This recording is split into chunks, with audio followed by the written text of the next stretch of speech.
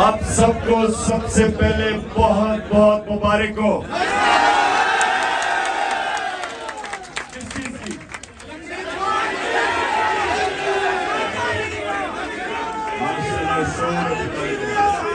लेकिन अब सुनो तो सही,